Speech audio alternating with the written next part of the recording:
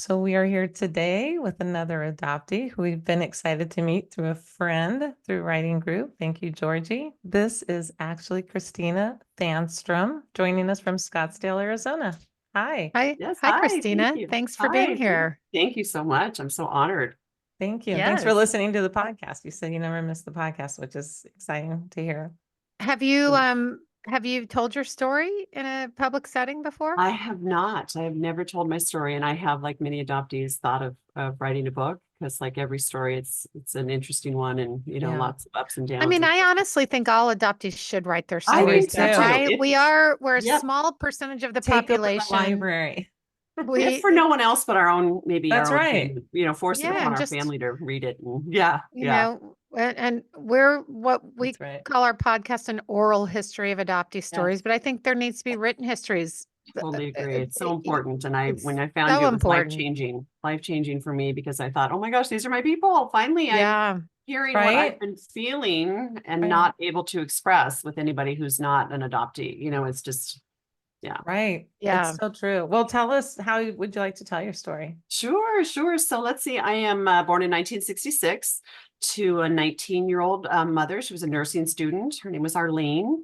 And the father was her high school sweetheart, different high schools. And she found herself pregnant, hid it from parents, and she was gaining weight, and her mom would make all of her clothes, and she just started making her bigger shifts. I think everybody knew, and they just, typical pretended it didn't happen.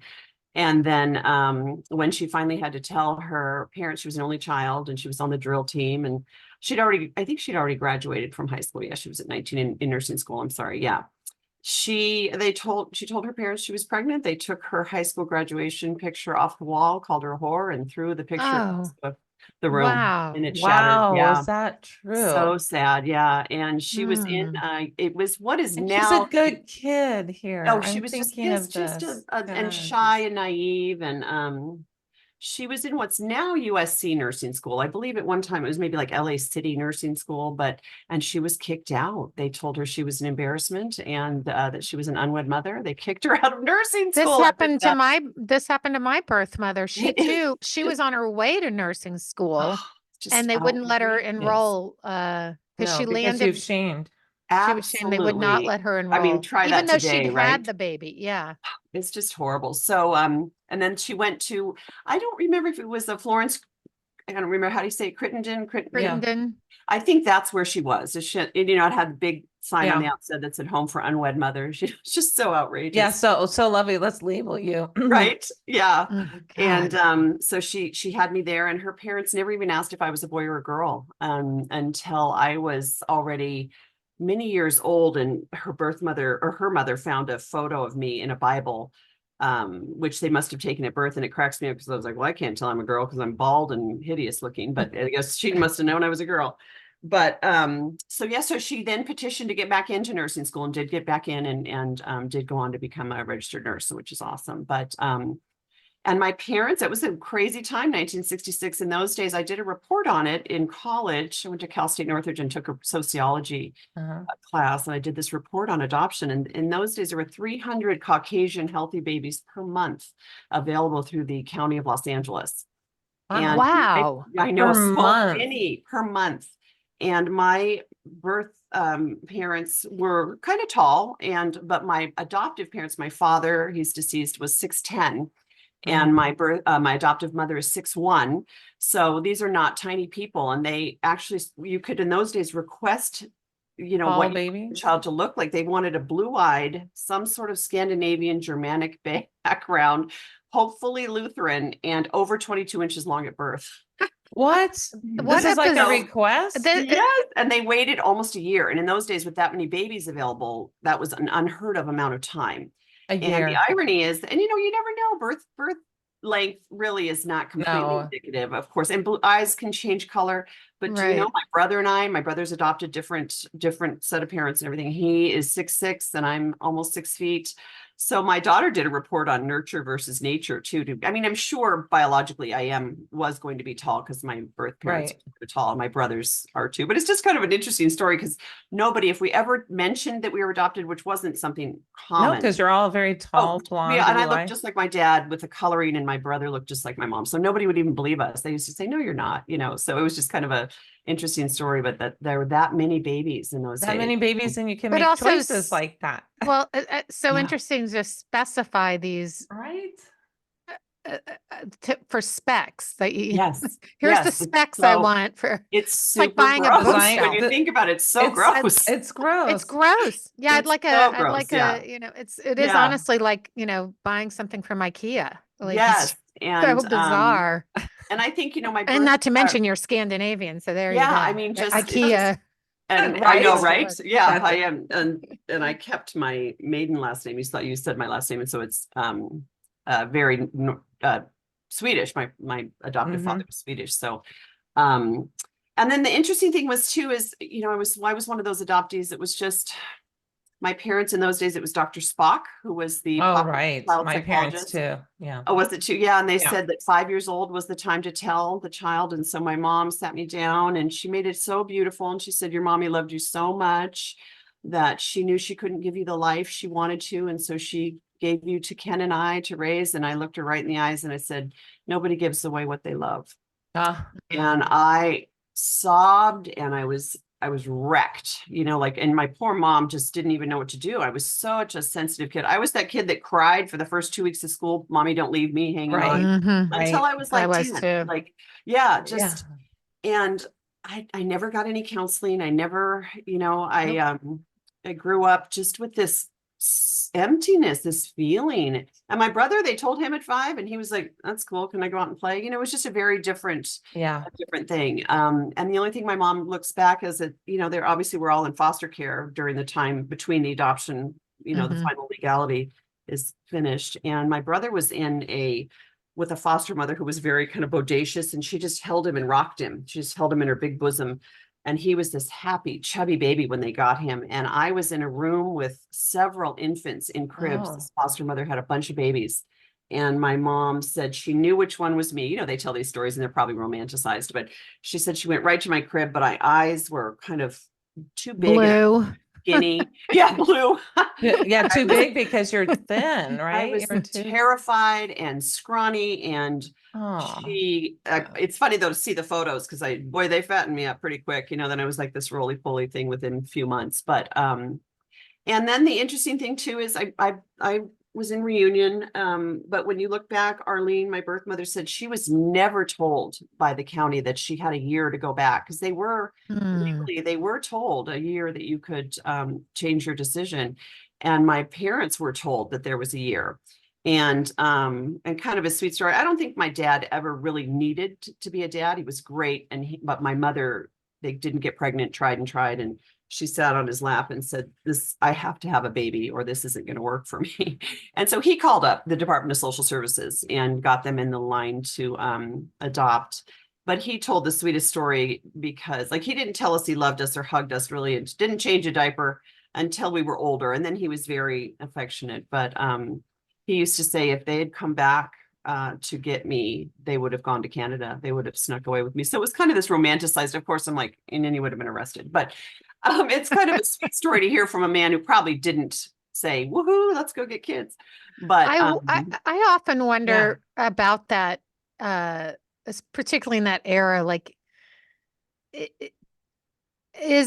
did a lot of men not, kind of just go along with it? Oh, I absolutely think that. that. For sure. I wonder what goes on. Sure. Yeah, totally. I think that's totally true. So anyway, and it's just so tragic that Arleen, she apparently at the home for unwed mothers, they wouldn't let her hold me.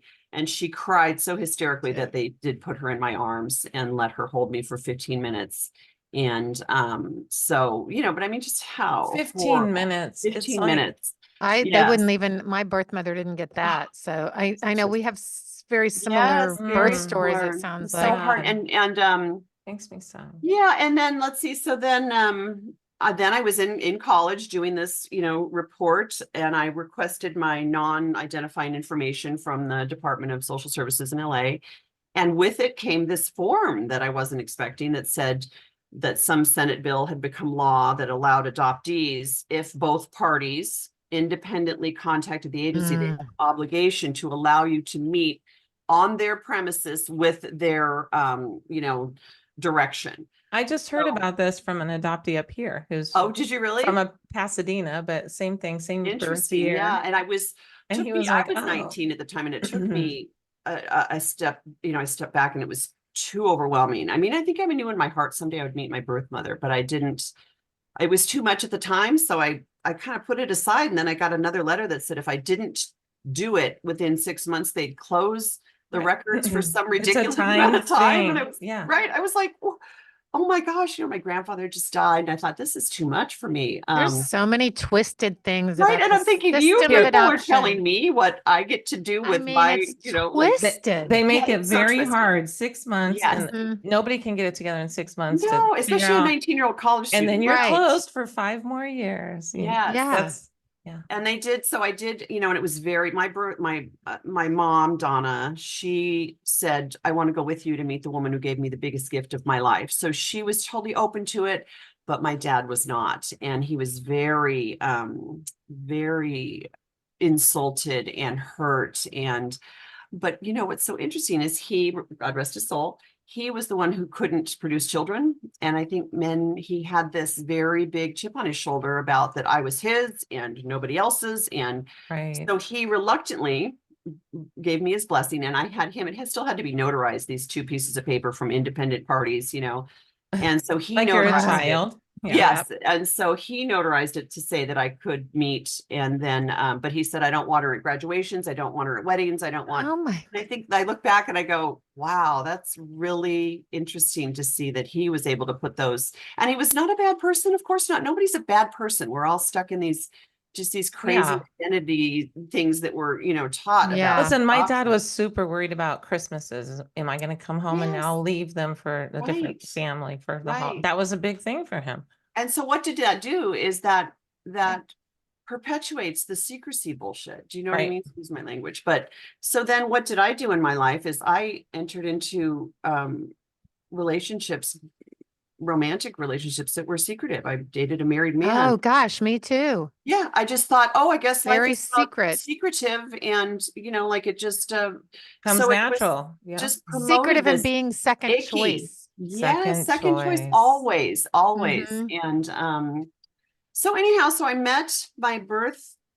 So the reunion happened at these crummy offices in downtown LA. I mean, that's kind of crazy too. You have to meet on our property. Like what? Yes. And it was this kooky social worker who had this long flowing gray hair, and she had Birkenstocks on, which in LA, that wasn't, in San Francisco, I got my first pair of Birkenstocks when I went up there. But, here she was, and she was very dramatic, and she sat me down and she looked me in the eye and said, I have some news about your biological father. And I'm thinking, oh my Lord, like what the hell, and she said, it appears that perhaps your birth mother was sleeping with 2 different men at the same time, like scandal. I'm thinking in my head, good for her, but so they didn't know who the birth father actually was. And it turns out that my actual birth father denied paternity. And so the information that I got back, the non-identifying information, was not my birth father at all. It came back as this 6'2", blonde, blue-eyed ham radio operator in the United States Army. So I'm kind of romanticizing that thing. Oh my gosh, I'm sure he was so handsome. And so I'm sure he was. He's just not your father. Yes. And I felt this strong affinity toward him because he stepped up and said to her, I know I'm probably not the father, but he went to Vietnam, and he told her, when I come back, I would love to marry you and raise this baby as my own, even though it's probably not mine. And he was killed in Vietnam. So I have this strong respect for this guy. He's a good guy. He died, and ironically, his last name is Clark, and all of my adoptive family, or my family's names in the Midwest, are Clarks. So that was, it's a common last name, but so I kind of feel like this amazing man, how incredible this person. And there was always a little tiny chance that perhaps he was still the birth father. And when my birth mother died, she died at 54 4. She was looking to get a copy of what kind of what his blood type was from the United States Army, just to, but then flash forward to 23andMe. Right. And How did You don't she need it. die? Yeah, I She was gonna was say, young. that's How did she quite die? so tragic. Just, she never got over the adoption, and she, We Mm. talk about this all the time. Yeah. oh, she was just, in fact, she had tried to go to counseling in her late 20s. And again, I told her she was an only child, and her mother had been a child of like 13 kids and had to raise most of them. So that's probably why she only wanted one kid. And her mother was so domineering that the counselor said, okay, let's practice. You're going to talk to your mom about the adoption. You're going to say to her, I never got over it, Mom, and I need to talk about it. And Arleen looked at the counselor, and the counselor said, I'm going to pretend to be your mother. And Arleen passed out, literally passed out. Just out of fear. Yes, I'm so sorry. I have a hearing aid and it goes into my ear when somebody calls me. So she, I think there were some addiction issues, as sometimes nursing, Sure. have access to other things than alcohol. And she was obese at her time of death. And she had a heart condition. And that was one of the reasons she so desperately wanted to meet me, was to inform me of this, what could have been a genetic heart condition. Okay. And then that was just a crazy situation. She died in Santa Monica in her apartment, rent control apartment that No. she did at 18th Street in Wilshire for, I No, I think, lived 20 on years. 18th Street in Wilshire. Did you? That's Oh, so For funny. 3 And Becker years my recently. son went to school right there. it's just, I mean, a She could be darling my area. neighbor. Yeah. Oh my I mean, I gosh, was right yeah. on the corner there. It was right on- behind the Walgreens. Yep, right there, right Second at floor. the Rite Aid. Mhm. Yeah, it's a Yeah, Rite Aid. You're Rite right. It Aid. was a Rite Aid. Yeah. It's a Rite Aid. And then And this, Froman's, the Yeah, wonderful yes, deli. yes, the Which is deli. gone. And Santa Monica is so funny because it's No. one of my favorite places in the world, and I always felt an affinity, of course, for the beach, and I grew up in Yeah. the San Fernando Valley, but spent so much time in Santa Monica. Just would take my bike down there and ride, and Yeah. find out that she then lived there, and then my birth father lived in Simi Valley, so we were all really, Right how it there. is in LA. It's close Yeah. but far, So, Yeah.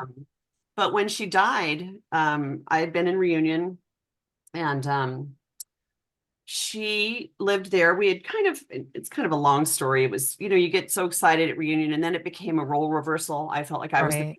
constantly telling her it was okay, the decision she made, and Mhm.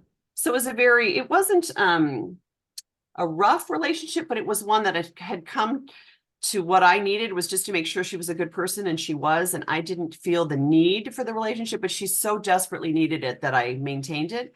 Yeah. And that makes my heart hurt a little bit that I say that, but it was true. It was a lot. And then when she died, as adoptees, Yeah. legally, we have no rights to anything from our birth, Right. nor do we No. have any obligations. Which is very strange too, because So they give weird. away rights, but they have to sign your rights to see papers. Like, it's course. all so screwed up. I had to hire a girlfriend who is an attorney to file paperwork allowing me, her biological daughter, because there was nobody else No in other the state of children. California to go through her quote unquote estate, which there was nothing. And her mother was still alive in Missouri, but she was one of those women that I just never respected her after how she treated Arleen. And when she met me, I met her, and she said, "Oh, Christina, we always loved you, even though Yeah, whatever. thinking, no, you didn't treat your daughter right, and you don't get to." I'm so terrible, but I'm a Scorpio. And it so sounds like this was a Right. death. Yeah. I mean, she had the heart problem, but also perhaps a death of despair. I was gonna she say died of a broken loneliness, heart. I despair, absolutely broken believe heart. that. Yes, you Yeah. guys, I totally believe that. It's so sad. And so I was taking a nap with my daughter. She was 14 months old, and my husband picked up the phone, and it was the Santa Monica Police Department. And they told my husband, "Hi, is Christina Thanstrom there?" And I told you I didn't change my last name. Right. So of course they said, "Is Mr. Thanstrom there?" And David said, "Well, that's my wife's last name. Can I help you?" And they said, "Your mother-in-law has been found dead." And David said, "My mother-in-law doesn't live," or they said, "Your mother-in-law has been found dead in her apartment." And David said, "My mother-in-law doesn't live in an apartment," meaning his mother-in-law, Right. my parents. Yeah. And he said, "Oh my goodness, are you talking about Arleen Macklin?" And they said, "Yeah, that's who's dead." And so I had to get up and go down there, and the police could have given a crap. I explained to them, I said, "I'm her biological daughter. I'm in Reunion with her," and they're like, "Sounds good. Could you get down here quick? Because we can't leave until there's somebody else here." And so they had her, and she'd been there for 4 days. She God, showed up for right. work. It was so traumatic.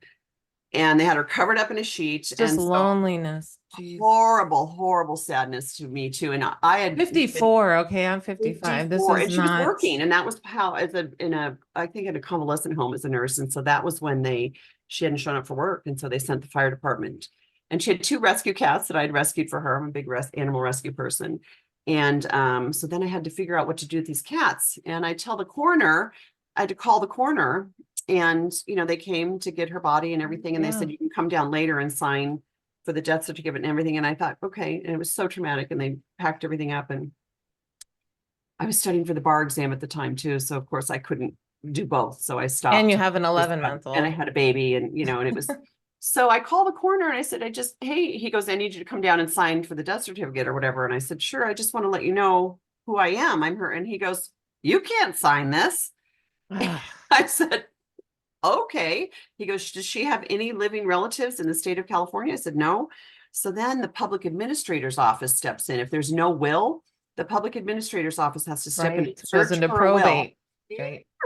And Yeah. so this cute little guy right out of college from the public administrator's office comes while I'm there. He puts the apartment under guard and searches for a will, which I knew didn't exist. And then decides, okay. And then they literally put crime tape on the front door because it's some crazy, thing. In probate. Yeah. You might break in and steal things. Out, like sneak in Santa Monica and sneak out, because I had the key. And the only way they knew to contact me was I had gotten her those rescue cats. She had left to visit her mother one time and left a note for the pet sitter that said, here's how to take care of the cats. And if you have any problems, my daughter lives in the valley and her name is Christina, and here's her number. And so the cops had gone through everything to find a relative. And that's how they called me.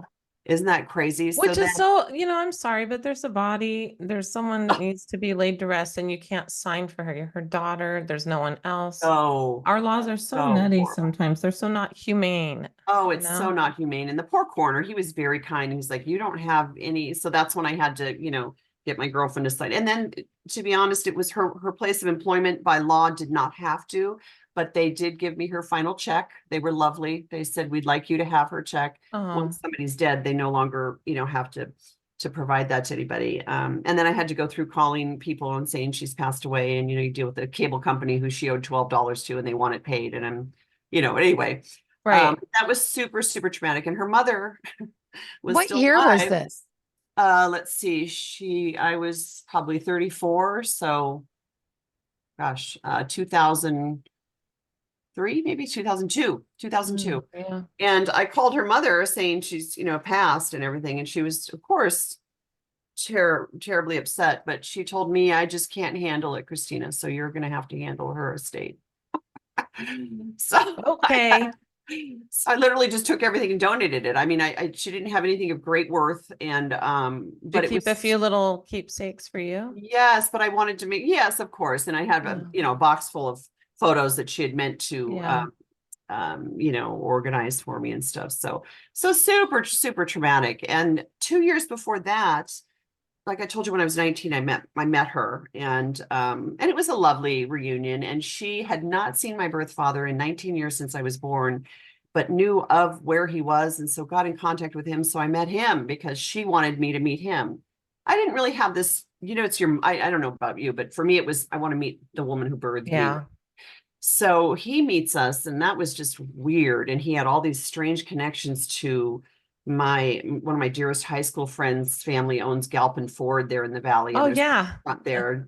And I lived in Woodland Hills. I know Galpin. Yes, we commercials. Scottsdale from Woodland Hills. Yeah. So he wanted to meet me at the restaurant at Galpin Ford because that was his regular hangout. And I'm like, oh my God, this is crazy. That was I didn't know they had a restaurant. Yeah, super awkward. It was just and I tried to have a relationship with him. And again, my parents don't know anything about it because my dad doesn't want to know anything. So I always felt like I was betraying them. And you're having an affair. It's like you're more secret. Like I felt like I'm sneaking around. And one Thanksgiving, they wanted to see me, Arleen's family. So I snuck out to Newberry Park and telling my parents I was just going to a friend's. You know what I mean? Like it just set it all up for this secrecy that's just never, until I met my husband, did I finally say, everything I have to like, and now I'm an overshare because I just want it all out. Like, I just, Me too. I feel like I hear that.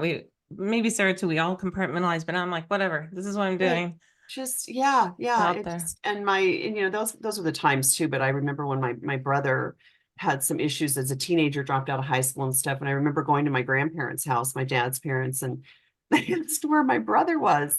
And my mom comes from this lovely Midwestern family, but nobody deals with anything. I No. mean, you don't talk about anything. Oh, And they yeah. said, "Where's Yeah. Derek?" And they said, "He's away at church youth camp." We had never been to church youth camp in our entire life. And that's what we told my grandparents where my brother was at 15. And I'm looking at my mom like, whoa, this is a trip, just Yeah. wow, the insanity is deep, and yeah. The Midwestern thing is a big thing. Sarah comes from that. My Yes. adopted mother's from St. Louis, and my husband's family is also from that. But you don't say your No, you stuff. just, I'm here now, living here now. I moved back to the Midwest during yes. COVID. So where there's- in Missouri He was from a little town called Livonia, near the Iowa border. okay. And the neat irony with that too On is that this my side of the mother- state. So it's on my Yeah. side of the state. Yeah. Yeah. Interesting. The irony would be that my mother is also from the Iowa area. So there are a lot of, connections. Yeah. And I was raised Lutheran, and I was too. I know those. I think Lutherans are way more insidious than than they're low key. Absolutely. And I'm married to a Catholic, so we laugh, and we raised our kids Episcopal Catholic life. Yeah. I'm Diet Catholic. I was raised Diet Catholic. Okay. And now Yeah. my kids because they went through parochial school. Now they want nothing to do with any sort of That's how I am. religion whatsoever. Right. I think it's bunk. Right. Yeah. So anyway, and so what was I going to tell you? I was going to tell you a neat story. Oh, so 23andMe, I always knew when I met my birth father, and you guys interrupt me if I'm talking too much. I want to know if he had Yes. kids. So did he have kids? Right. Yes, That's what I so was- that's the crazy thing. So Okay. he married a woman very soon after Arleen and he broke up, and he really wanted to stay with her. That's the story. And she did too, but she knew he would want to, as teenagers do, have sex again. And she knew she'd just get pregnant. And I think she was so naive, and I was conceived in the backseat of some sort of pink Cadillac or something. Wow. Maybe, didn't need to know that, but that's what I was told. So when I met him, he introduced me to his current, I think they may have been his ex-wife at the time. And she kind of looked me up and down and said, "You look a lot like your mother," because she had known my birth Oh, she mother. had known her. And I didn't know if I was supposed to say thank you or, oh, what does that mean? And then he introduced me to his little boy. He had a daughter and a son, and the son was about 9. And I was taken aback by how much the kid looked like I did when I was that age, different mothers, but he didn't know, he didn't introduce Are me. you 19 right now? Yes. Oh, so he's 10 years younger. And you have to get a picture of Christina at 19. I was a Valley girl. Yeah. And so there was a lot of hair, and there was a lot of red lip and big earrings. And I was raised in Sylmar, which was a lovely place to be raised at the time, but I didn't know what a country club was. And he took me to a country club, my birth father, for lunch. And I kid you not, I'm in a matching midriff bearing shirt and skirt outfit with high-heeled purple pumps. I mean, Awesome. I can imagine what it I'm was. loving it. And here I go to this, country club, not knowing anything, and I am not being introduced as his daughter. I'm sure. So awkward. And so and he was asking me things. Do your parents know you're here? My birth father, And so anyway, I knew that he had kids, and, and then my relationship at some point just tapered off, and I didn't talk to him again. And sadly, when he was dying, he died of a glioblastoma. And which is what my husband's father died of. I don't know what that is. What is that? That is a horrific Horrible brain tumor that by the time it's diagnosed, it's stage 4, and it's absolutely fatal. It's a horrible death. Horrible. And there's got to be, they're not saying how they're not supposed to be hereditary, but I was going to ask that, is it hereditary? no, they're not saying that. I think it's got to be environmental. And my birth father worked at Boeing for a while, and many people in the department he worked in got some sort of brain tumor. Not all of them. Boy, Boeing has a lot of they need to- Sure, yes. they do. a lot I of have blood to on their hands. Be careful, because I've got friends whose husbands work for them. But yeah, it's just a crazy story. But I knew he had kids, but I thought, and then, Ancestry comes out, and I'm thinking, wow, that'd be kind of neat. And I knew crazy thing. I went to a school called Bishop Alamany High School in Mission Hills, a private Catholic school. And I knew that my birth father told me that his daughter had gone there for freshman year, which she's 5 years younger than me. So we wouldn't have been there at the same time, but that's kind of crazy. I'm thinking, Yeah. but then I think then those kids, the parents got a divorce and the kids moved to Palmdale. So they didn't finish at that school. But anyhow, so I know that they're out there, but I don't really know that much except from when I met him. And you're saying contact sort of tapered off. Yeah. even It did Still? taper off. At first, he gave me pictures. He told me about, and it's funny when you think back to your youth, I should have really paid a lot more attention about health issues and stuff, because he told me he and his wife, they then divorced, but they were raising his sister who had died of cancer at like 27, Oh, raising their 2 children as their own. I think they may have even legally adopted them and raised them, which I thought, well, he must be a good guy. That's incredible that you would help raise your sister's kids. So he had 2 kids, girl and boy, and then girl and boy from his sister, 2 different fathers from the so sister. that's your aunt. Correct, my aunt. And then I knew he had one other sister, and then Arleen's father died of some sort of cancer, but I didn't pay attention. I think there was Right, Because you're kind of young, blocked. you're not like, thinking Too health. much at 19, just all Yeah. like, wow, a lot of information. not So even connecting that it would No. Yes, probably. you're right. yeah, You're right. And in yeah. those days, really, it was curiosity rather than health. Mhm. So, Who do I look like? right, Okay, yes, thanks, right. Yes. bye. Right. And, You don't ask the right things. No, it's so true. I really should have had like a whole questionnaire thing. And so then time goes forward and I don't contact anybody. And then I'm thinking, kind of be neat to do 23andMe, right? Just because it would be neat to find out, you're told these, I knew that once I met Arleen too, it was kind of cute. They told my parents that I was Pennsylvania Dutch and all these other things.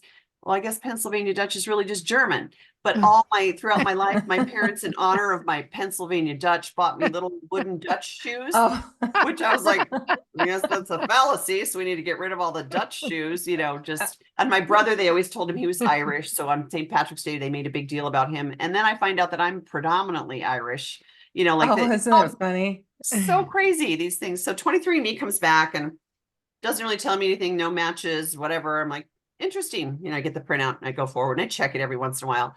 It's always that third cousin. You're like, who cares? I don't even know. That could be whatever. Right. So then first cousin comes up, and then my biological half brother comes up, but it says on there, I'm like putting my hands on my knees. It says potential matchup. Because remember, it can only compare against who it can compare. Right. It doesn't know the absolute connection or relation until it's got more information. So it says, this is potentially your grandson. I'm like, all right, wait a minute. I'm not that cool, like rude. So it says grandson, and then it updates as brother. Well, I already knew him. I knew who he existed. And then it says first cousin. And I'm like, oh, well, I have no idea who this could be. I don't know. And I wasn't really into it. And I get a message from this first cousin. He says, hey, Christina, I see we're first cousins, which is pretty close. And I'm trying to find out more information about my dad. Adopted. And I said, hey, bro, can't help you. I'm adopted. So I said, these are the last names I know. Your last name doesn't ring a bell to me at all. I don't know if you're on. And he said, oh, wow. And he said, I wonder if you're related to my uncle who raised me, and said the name. And I said, got to tell you, bro, that's my birth father. So he was in Hawaii, he lives in Hawaii, and I had given him my number in our little chats, and he called me immediately. He says, and he was like, you're my sister cousin. And I was like, whoa, that sounds really Mormon. Wow. Like sister cousin. I was like, wow. But he was so lovely. He was so excited. He said, this is incredible. Can I share with the family? And I said, you can do what you feel. I don't want to hurt anybody's feelings. I don't want to, and he said, no. And he called his aunt, who's my aunt, and everybody. And then I get calls from my half brother and my half sister have been so lovely.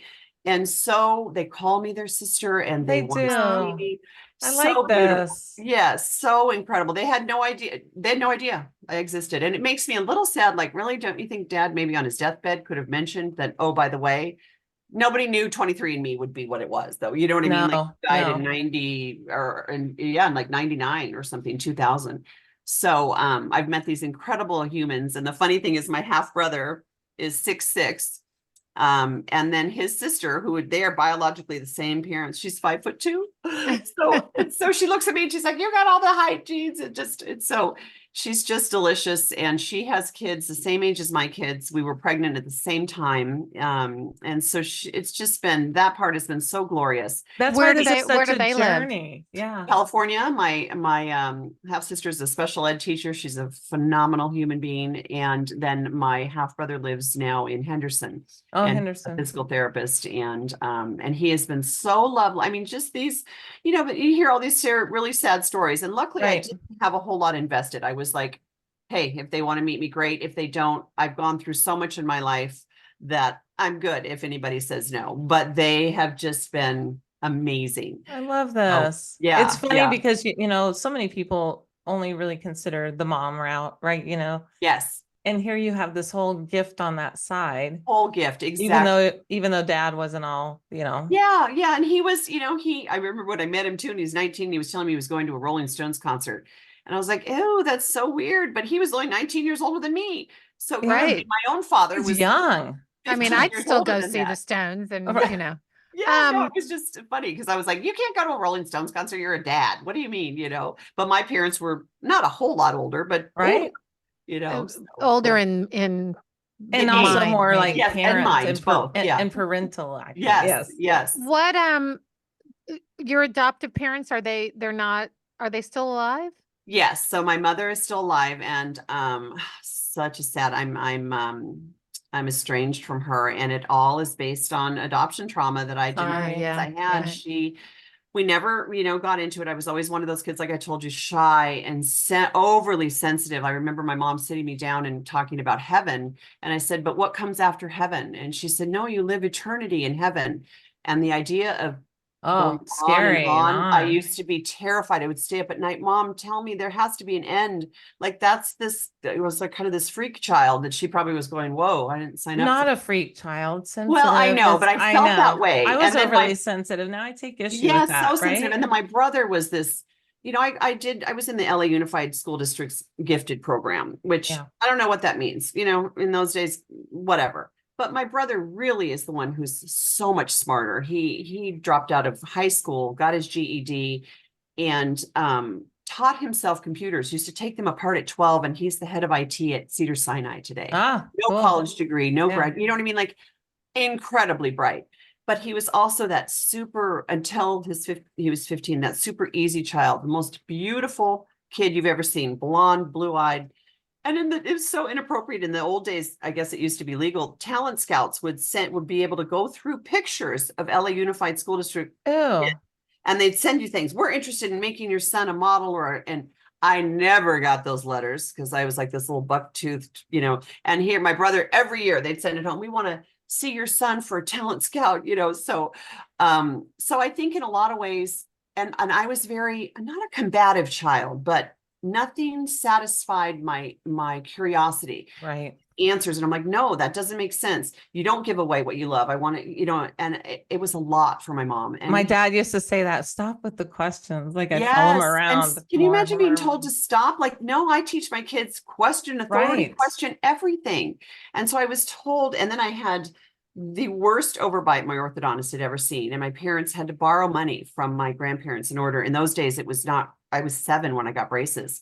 So it wasn't common. And so it was a lot of money. And then I'm deaf in one ear. And so I had to have extensive ear surgery. And I feel like I seriously felt at times like they didn't sign up for all this. And I'm this problem child, I'm a lot. And Derek my brother is just this lovely, easygoing, great. Did they make you feel like that, or you felt like that? I think I just felt like that. Yeah. They, there were times I remember when my mom said it, and she didn't say it in a kind way. She said, don't you think I know why you always want to go and rescue all these animals? Oh, and that's a really insightful, strange. Wow. And it is like, I'm all for the underdog. I won't go to a breeder. I'm like, oh no, I'm going to the shelter to get the one that nobody else wants, and so my mom, we had what I thought was a beautiful relationship, but I put her on a pedestal and I thought she could do no wrong. And, oh, I'm so lucky that this beautiful person adopted me and loved me. And then she got in a relationship after my father died. at first I was super supportive, and this man, I don't know, I used to go back to California when I first moved to Scottsdale so often with the kids and the dogs because I missed everybody. All my mom friends, I joined with Georgie, was one of my dearest friends. We were in a mom group, and you get so close with your mom group friends because Right. nobody else understands what you're going through, you know. And I would go back, and my mom was still working, and I would stay at her house, and it was home. And she started dating him, and she came to me and said, "I've changed the locks. I don't want you to have a kid." Really? It was like my world, my safety, my mother, the person I felt, it makes me sad. I now think this is, about it. especially for an Wait, but adoptee, it's wait, harder. finish though. Yeah. She just, I think he was telling her, and she said, "I think when you come here, you're just using me as a place to stay. You're using my house to just go see your friends." And I thought, "Mom, I'm coming to see you, and you're working." I go, during the day, I go see my friends, but I come. This is what all strange young things people started do. happening. Yeah. And then she was coming to our she house. treated you with like this- a visitor. Oh, visitor. she came to visit us with this paramour or whatever he was. And I've got 2 little kids now, and they're not married, and he's not their grandfather. And he was showing affection to our daughter in a way that, and again, I don't think he was doing Ooh. anything that wasn't, was anything that violated or was considered abuse, but But it it was felt not creepy. appropriate in our home. And it took my husband saying to me, "Christina, I don't like that." And I was abused as a child, and so sexually abused. And so I just was like, "Oh, hell no, not my little girl." And so we took him aside to have a talk with him, and it blew up. And he said, "What are you accusing me? Take me to the airport." And my mom sided with him. Yeah. And we said we don't want him in our home again. And we went to counseling, and the counselor said, "Donna, my mother, you have to just, when you're there with your grandkids, you have to focus on your family there." And she would sneak off and be on the phone for hours with him. And my daughter heard her talking on the phone in the middle of the night. And I didn't want my daughter, because of all that secrecy stuff with me, Yeah. thinking that relationships had to be secret.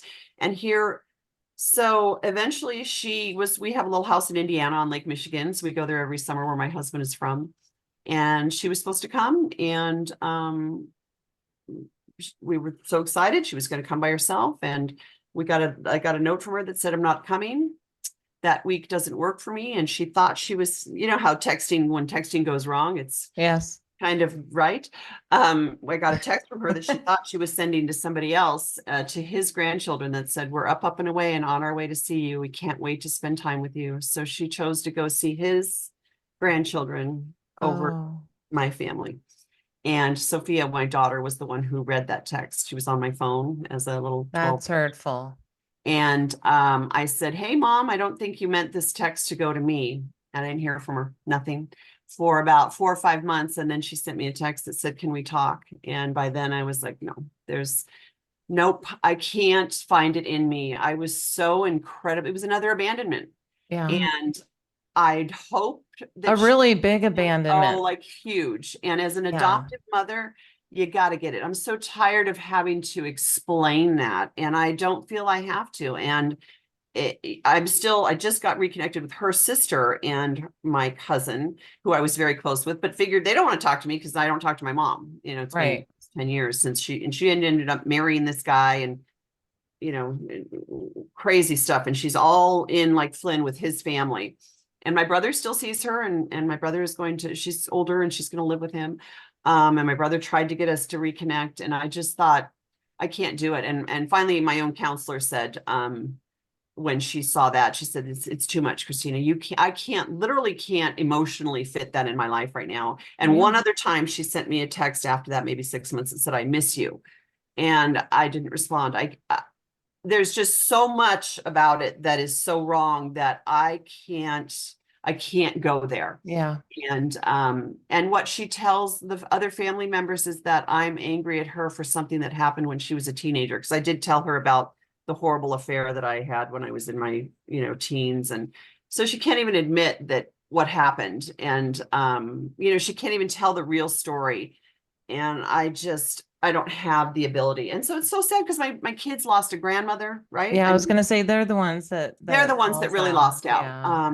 And I look back at that, and I think maybe I was too harsh. I didn't give the cards that she continued to send to my kids to them, because I thought it was mixed messages.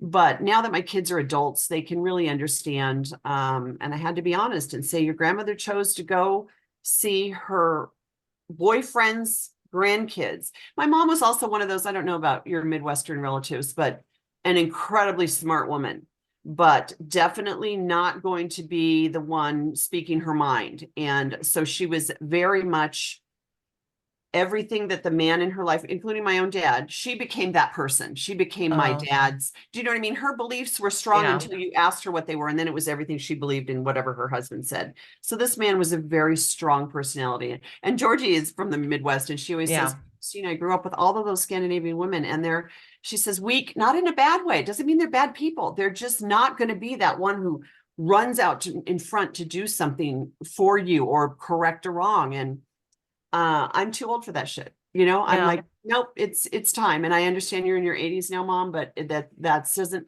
I'm tired of the excuses for people, and so I just own it. And it's as sad as not a day goes by where I don't miss the mother that I did have, Yeah. because the mother that I did have is dead to me. I know that sounds so strong to people, but No, it's where you're at. I mean, yeah. it's I a mean, big, you're not the first no. adoptee that No, I know, to be we've talked estranged. to that Yeah. that is And estranged. it I mean, became toxic to I had to try to, make myself a different person and how horrible that my husband had to tell me. I knew that an older man who's not my kid's holding their face and kissing them is wrong. And yet my husband had to say, Christina, I don't want him doing that. Our affection is on our kids' terms. If they want to go and hug and kiss him, great, but that's not what they have to do. And that's what he was doing. And I was so ashamed that I hadn't been the one who said, oh no. Well, you're trying to make it, it's always this making it work thing to stand Yes. up. And then you start, once you see it, that's why you can't go back. You're in a very Exactly. And it's like the also veil I'd comes been, up and you, yes, and I'd also Yeah. been molested and also in a Yeah. horrible relationship at a young age. Like, lady, get it together, and it was even so crazy that she tried to explain right in front of us. She was kissing him a certain way and then saying, I think it would be okay if you kissed her like this and not like, and my husband and I are looking at us going like, yeah, no. what is happening here? No, so How about we anyway. just don't kiss her? Right. Yeah. Just, you're not her grandfather. It's okay. Right. You can, and you don't have to come with her. Just, you have your family and it's all good. So anyway, it's a very sad situation. It makes my brother very upset. I'm So sure now- yeah. Yes, of course he's conflicted. So now, but then again, sort of the secrecy continues. So when I'm with my brother, we just don't discuss Mom, like it's this. So your brother's adopted too? Yes. Has he, not to tell his story, but has No, he but gone yes. on this with you? He's found Yes, and he his story is fascinating too. He has a Spitfire, gorgeous little Irish wife with this beautiful red hair, and they during the federal government's strike, I don't know if you many years ago, the federal workers were striking and they had to they couldn't find his original birth certificate to get a passport. So they go to the Department of Vital Statistics to get a passport. Get his birth certificate, again, and in California, we don't get you don't get them. But his little Spitfire wife said, hey, he's adopted. Any chance we can see his original birth certificate? And they were working, I hate that term scab, but that's what they call somebody who's not a union worker, but is filling in. And the person didn't know and says, sure. And goes and gets, gave him these two. So he gets his last name and he's a computer tech, so he's searched it up and found them all. And it's been one big happy reunion. Have him reach out to us to be on the I might, podcast. yeah. His story and also to help, Love to hear he can help other California adoptees. They're going through so much they can't get.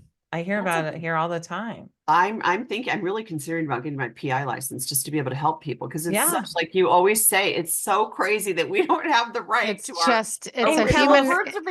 a human rights violation. And it's California, it's like, come on, step up a little. Come on, right? It's and it's tough, I'm sure you ladies feel it too. It's tough. I've got friends who've got adopted kids, and so I just try to be there for, knowing from the adoptee perspective. One of the children is from Korea, and he definitely greatest kid, greatest parents, fabulous people, lots of adoption issues. And I'm like, blaming herself as a mom, and I'm like, no, it's not you. It's just, nobody's a bad person. We all just need to talk about it so that we can make it normal to realize that there's feelings behind it all. and process and go forward. You know, Yes. it's not, doesn't make anybody a bad person. So it's tough. It's a I tough like everything situation. you've shared today. You've shared so many things that are really out there and vulnerable. And like, thank you, because it is hard to come on and just speak so frankly, Oh, to I say, appreciate overshare. no, Yeah. that's what it is. I think that's what makes people listen and go, okay, I'm okay Yeah, too. I appreciate Maybe I that. can say Yeah. something. I mean, I think we all get braver I in do too, and I think community, in I community. immediately felt that I was already your friends, you know, like I Right. felt like you'd get me. Right, And we I guess I do. can't expect somebody who's not adopted to get me, but they could certainly try a little harder, you know, sometimes Right. Well, say, yeah. oh, come on, I what kind think of Or that's, trauma? I not, like not, that. Yeah. not shut our voice, try to shut our voices down Yes. because they are uncomfortable with our A good way to experience. say it. And you're right, it's That's what I have uncomfortable. found. They're uncomfortable. It's Yes. Even people uncomfortable. close to Of me are course. Oh, uncomfortable with absolutely. when I Yes. talk about it, and they don't want to Yes. hear it, and they Right. try to And shut it that's not out. okay. Why would that That's ever not be okay. okay to make somebody Yeah. feel, you know, I just, it's unfathomable to me, the things that sometimes so Yeah. it's good to keep it real. That's my motto is authenticity now. And I'm married to a man whose family, they're Italian and my mother-in-law's from New York. So you talk about it all. And at first, can you I imagine? love it. Yeah. Oh my Yeah. God, we can't talk about anything. And now we scream and yell and then we're over and we go, where do you want to go to dinner? Sounds good, you know, so. Well, thank Much you healthier. so much Love for it. coming on. Thank you, Really ladies, so loved, much. Love you both love so this. much. You're just Thank amazing. you. Thank Keep up the Thank you. great you. work. Okay, Thanks a we lot. will. Take care. Thank you. Bye-bye. Bye. Bye-bye.